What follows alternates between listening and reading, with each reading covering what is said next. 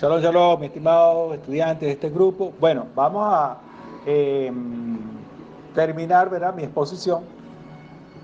Recordemos que estoy exponiendo una pequeña fracción de lo que es la Parashá Bereshit. Sí, bueno, es importante que usted la lea para que estos días que quedan, ¿verdad?, usted pueda hacer sus preguntas y entre todo, bueno, hagamos un flyby de información allí, ¿ok? Entonces, ¿cuáles son las preguntas que quedan pendientes? La teoría del Zinzum y qué significa o qué significa el término Einso o Insop. Vemos allí, ¿verdad?, en lo que le envié, ¿verdad?, que la teoría del Zinzum deriva primeramente de las enseñanzas del rabino Isaac Luria. Mucha gente dirá, bueno, ¿quién es ese señor? Más abajo, ¿verdad?, se les indica que es un rabino cabalista, ¿verdad?, que estuvo en la ciudad de Jerusalén en 1534 y fallece en 1572. Entonces, es importante que tengamos en consideración esto.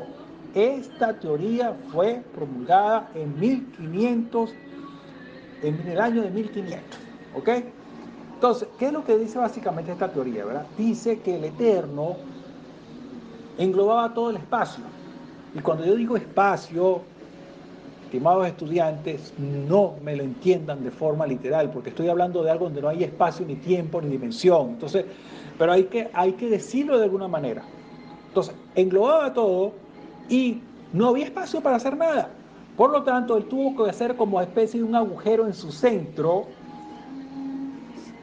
explicando de que él no tiene centro, pero más o menos para que se pueda entender. Y entonces allí, en ese centro, es que inicia la creación.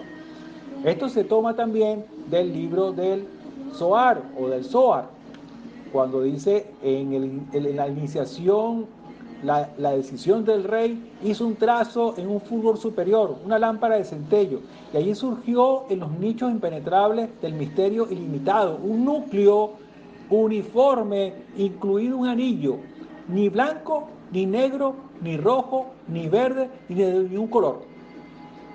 Y de este anillo, ¿verdad? Este anillo comienza, o sea, que la teoría del Zinzum comienza con un punto. Ahora, les pregunto, ¿qué teoría moderna comienza con un punto? Con un simple punto. En este caso, ese punto no era ni blanco, ni negro, ni verde, ni azul. O sea, dice que no era de ningún tipo de color. Es difícil imaginarse algo que no tenga color. Entonces, esto, ¿verdad?, fue dicho mucho tiempo antes de la promulgación de la teoría vigente, ya la hablamos, que es la teoría de el Zinzum, que comienza exactamente igual que esta teoría. Por eso es que muchos sabios cabalistas reconocen, reconocen la teoría del Big Bang como algo aceptado, porque ya el libro del Zohar lo había dicho antes. Ya el señor Isaac Luria había también propuesto esta teoría con lo que se llama el Zinzum. 1500, en la época de 1500. Entonces, esto es importante tomarlo ¿verdad?, en consideración, porque el que promovió esta teoría del mal llamado Big Bang, porque como se conoce, ¿verdad?, fue un sacerdote católico. Ahora bien,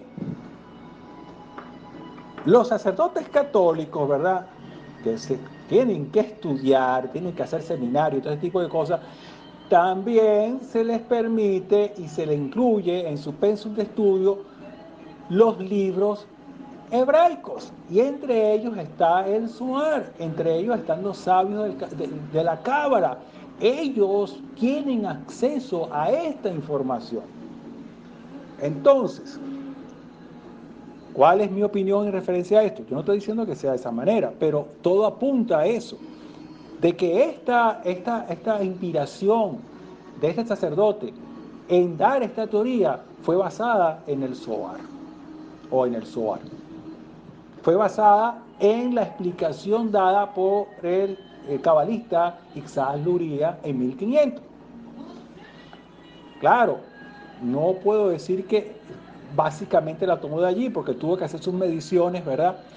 Para confirmar esto. Pero allí en esa teoría del Sin-Sung nos habla de este inicio con un punto, igual como se habla en la teoría del Big Bang, porque no hay forma, ojo, no hay forma de decir que era un punto, pero ¿por qué tiene que ser un punto? Bueno, es que tiene que serlo, porque si no hay más nada, tiene que ser algo minúsculo que comenzó a formarse. Por eso es que cuando este sacerdote expone esa teoría delante de la comunidad científica de entonces, que creían sobre el universo estacionario, que ya hablamos ya sobre el universo estacionario, lo tildaron de loco, lo tildaron de que él vino a traer su tradición al contexto científico que nada tiene que ver, por eso es que se burlaron de él. Entonces, lo que quiero dar a entender con esta teoría del Sin-Sum, ¿verdad?, es que el mismo comienzo del Big Bang lo vemos en la filosofía hebrea. Otra cosa importante que quiero decir sobre el libro del Zohar o el Zohar es que su palabra, la palabra eh, el Zohar o el Zohar, ¿verdad? El libro se llama el libro del esplendor. Libro del esplendor. Ahora bien, ¿cuáles son los sinónimos que tenemos de esplendor? ¿Verdad? Tenemos resplandor, tenemos magnificencia, gloria, y estas palabras de esplendor, resplandor, que están en este sinónimo, cuando nos trae a lo que podemos hacer, lo que se llama un drash, o sea, una concordancia. ¿Dónde conseguimos esa concordancia con estas palabras? En el texto de Hebreos 1:3. Dice, este hijo es el resplandor de la Shejinah de Hashem. O sea, el resplandor dice el resplandor de Dios. Por eso es que nuestro código real, ¿verdad? Cuando llega a ese versículo, dice, él es el Zohar que mudó, o sea, el resplandor de la gloria de Hashem. Y la expresión fiel de su Malhú, o sea, de su reino, quien mantiene el orden a todas las cosas en las palabras de su autoridad, habiendo efectuado la purificación de los pecados voluntarios, fue sentado a la diestra de la majestad de las alturas. Entonces, este libro, el Zohar, ¿verdad?, es sumamente importante para nosotros porque nos habla de quién. Nos da una referencia, ¿verdad? Nos da un drash importantísimo sobre el Mashiach.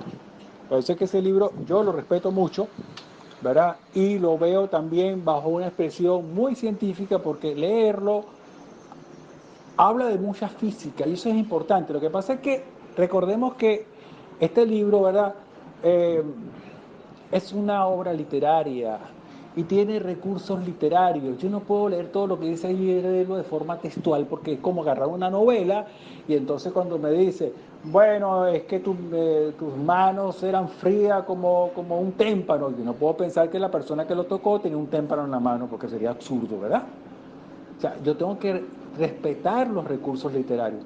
Y lo mismo tengo que respetar los recursos literarios del Zohar. Entonces, además, el Zohar o el Zohar está en el último nivel de interpretación, que es el SOP. Por eso que un estudiante, bueno, que ya no es estudiante, porque se molestó conmigo. Él me pidió que le enseñara sobre Cábala. Le dije, no, yo a usted no le enseñé Cábala hasta que usted conozca qué es lo que usted sabe, para qué lo va a utilizar y que tenga más o menos un fundamento como base para que usted pueda entender algo de lo que le voy a explicar allí. Bueno, no le gustó porque él quería era estudiar nada más eso porque a él le gustaba. Yo le dije, bueno, ay, pero es que hay diferentes tipos de cábala. ¿Cuál cábala quiere estudiar usted? Bueno, él ni sabía que había diferentes tipos de cábala. Y eso es lo que pasa, mis estimados estudiantes, con estas adrenalinas que muchas veces le entran a las personas que quieren estudiar algo porque porque le dicen que es fantástico, que es místico, que hay secretos escondidos. Y entonces cuando hablan de estas cosas, los que ya estuvieron en el curso Forjadores del Cristianismo, vemos que lo mismo pasaba en la antigüedad con las religiones y misterios. Eran cosas que no se decían sino de oído a oído, y eran cosas que se decían a puerta cerrada, eran misteriosas, eran secretos ocultos, y esto toda la vida, en todas las generaciones del hombre, le ha fascinado. Por eso es que estas religiones y misterios de la antigüedad fueron muy famosas y todavía lo siguen siendo. Eso, lo místico, lo fantástico. Mira, yo tengo algo aquí que nadie sabe. Y yo te lo voy a decir nada más a ti porque, bueno, tú estás iniciado, pero estos son secretos que la humanidad no sabe. Eso le fascina a las personas. Bueno, ustedes lo saben que le fascina.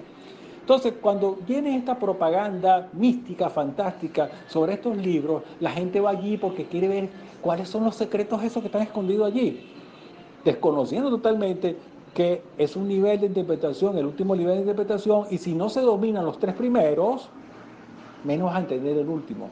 Entonces es como si fueras a estudiar, qué sé yo, física nuclear, y entonces ni siquiera sabes reconocer los números. Y por supuesto, si no sabes reconocer los números, no sabes sumar, restar, ni multiplicar, ni dividir. Y si no sabes eso, tampoco puedes hacer ecuaciones. Entonces, ¿cómo tú vas a estudiar física si no tienes ni siquiera la medida necesaria para hacerlo?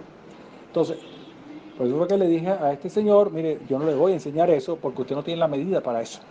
Por supuesto que se molestó y bueno, barbache. Pero bueno, vamos entonces a seguir con esto y en el otro audio.